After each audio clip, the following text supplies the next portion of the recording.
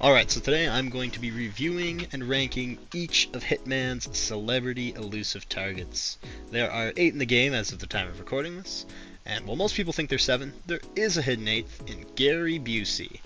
He showed up in, I believe, Hitman 1 or 2, and was only ever on Sapienza, has not returned since. He had no pack, no suit related to him. I don't even think he had a unique map.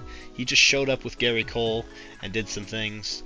I never played this because I didn't even play the game when he was released, and he's never coming back. The whole mission itself just seemed pretty friggin' lame from the little bits I've seen of it, so I'm just going to put it in D. I don't think anyone's going to argue it because no one can play it anymore, so who cares. Moving on to the second elusive target in The Undying, Sean Bean. I think this was a very good start to the elusive target trend. Starting in Florida, Miami, I couldn't remember the fucking name. It takes place entirely in the Kronstadt building, which is a small enough location, but works well for this elusive target, giving you enough space to move around to Silent Assassin, or to do the mission story where you go and have a meeting with him. I think the whole meeting with him where you talk to him, and he does a whole bunch of exposition dumps, talking to 47, it's cool, and the storyline of him being an assassin in world, rather than just being, oh, I'm Sean Bean, the fucking famous actor, it's cool. The items you get for buying his pack are not the best. You get the robot, little flashy, as well as the robot, or, fuck's sake, as well as the pen and the earbuds. All of these items you'll probably never use because you can just get them in the base game. The robot itself I've used never once. The pen is complete dog shit. Tell me, has anyone used the Ancestral Pen one time? Ever. I would love to know a use for it. And then the earbuds are just kind of another fiber wire, who cares. The suit is cool, if it wasn't for the free suit that you get for just playing the elusive target being the exact same suit without the eye patch, which I think looks better in my case. So I'm going to put this in B. Very solid, no issues, but not the most incredible elusive target, as we'll see later in the list. Now moving on to Dimitri Vegas in The Drop. This takes place on Berlin, and he is a shady nightclub dealer who does some other things in the mission, I don't know. I didn't care for this one too much. I thought it was kind of mediocre. You kind of just show up, have a quick meeting with the guy, and then you can kill him from there if you take the place of the club owner. Otherwise, it's just kind of a roaming target. I don't think there was not too many unique ways to take him out, and I didn't think this was the most fun elusive target. The items you get for buying this are kind of cool. The suit looks neat. The whole gas mask and glowing visor on it is cool, and the suit itself looks nice, but it will never blend into a single map, so unless you like having a glowing Fortnite skin, this isn't the best suit. The unlocks of a flash grenade, a briefcase, and a CD, you will probably never use these any time ever, except for the suitcase, which looks not bad, but you could just use the standard black. The suit you get for doing the elusive target is pretty good. I really like the Greek fire suit. I use it fairly frequently. It works well on maps like Sapienza or Bangkok, but at the end of the day, this elusive target as a mission is kind of just whatever. So I'm putting it in C. It's not something I get super excited to see coming back. The next one we have in the order is The Splitter, Jean-Claude Van Damme. I've seen this guy in multiple games, and I've never seen him in a single movie, so I don't know if he's a real actor. He takes place on Chongqing, and he has a really cool elusive target. You get dragged into the facility and meet. So the whole story of this takes place after you do the end of an era mission in Hitman 3, and Jean-Claude takes over the facility and starts doing a bunch of cloning shit. So he has 13 clones around the map that you have to kill alongside him, making the mission really fun and having a lot of things you can do. It shows you all the different ways you can assassinate him. It's pretty hand-holdy in that regard, but I don't mind for just being a fun experience. Playing through this on the first time is really, really cool. You get to do all the different assassinations, which are all really unique, from the sauna to the crushing pistons to the firing squads. It's a really unique level. The unlocks that come with it are interesting. You get an unsilenced SMG with 4 barrels on it. I think this looks cool, and you get to play around with it in the map, but you'll never really get to use it in any Hitman mission ever. You also get a knife, which you can just unlock through basic gameplay, and a CD, or a cassette tape, which is cool. The The suit you get with it, the red boxer suit, feels like it would mix much better with the Disruptor, but it's still not a bad suit. I think this mission as a whole is really good.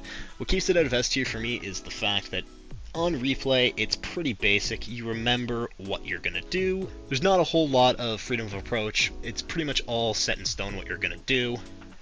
It's overall a very fun one on the first time, but repeat playthroughs aren't going to be as fun.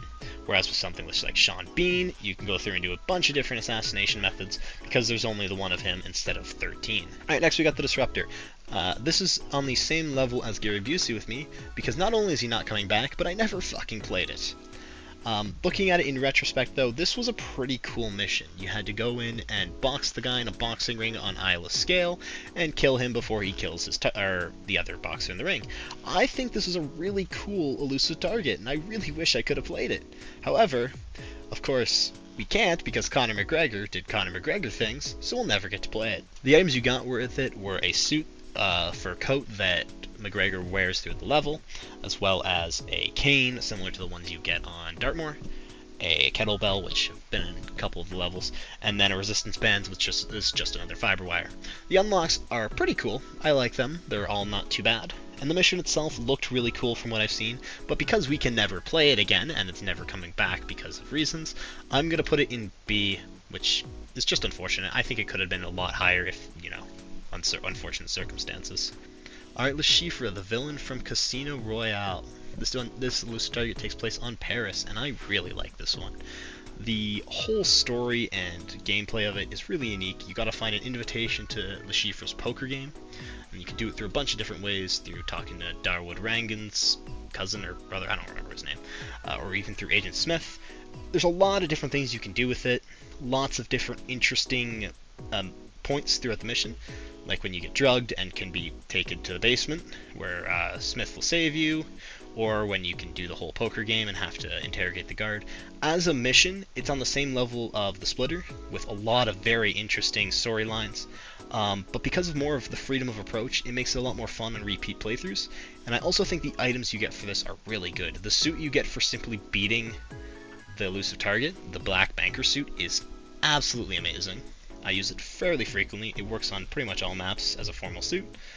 The other items you get are the banker's rope as a fiber wire, a pistol, which isn't the best pistol, you'll never use it, and the casino chips, which are a unique coin. Overall, this is one of the best in the game. I love this elusive target at pretty much perfectly S tier. And now for Bruce Lee. Now this one is controversial. I've seen a lot of people who love him, and I've seen a lot of people who hate him and think he's the worst one. For me, I lie somewhere in the middle. I think this is a really, really fun mission, and his unlocks are cool. The suit of the classic yellow tracksuit, as well as the golden scissors and the jade knife. Both two lethal melees, which are whatever, those are cool. But the Cali sticks are a completely unique item. Two melees that you can hold together on your back. That's cool. There's nothing like that in the game. Completely unique unlock. The mission itself is also really cool, with you getting to take place in this kung fu tournament, fighting to the death to get the mafia head boss. And there's 3 other optional targets you could take down along the way, while aiding Bruce Lee. You're not killing him this time. This is a really unique mission, and I want to say it's S tier, but my main complaint with it isn't anything to do with the gameplay. It's the fact that you can never fucking play it again, because IOI only had it in for a month, and then delisted it. There is no way to replay this mission unless they decide to bring it back in the future, and that just sucks. I really hope they do bring it back, because it's one of the most fun.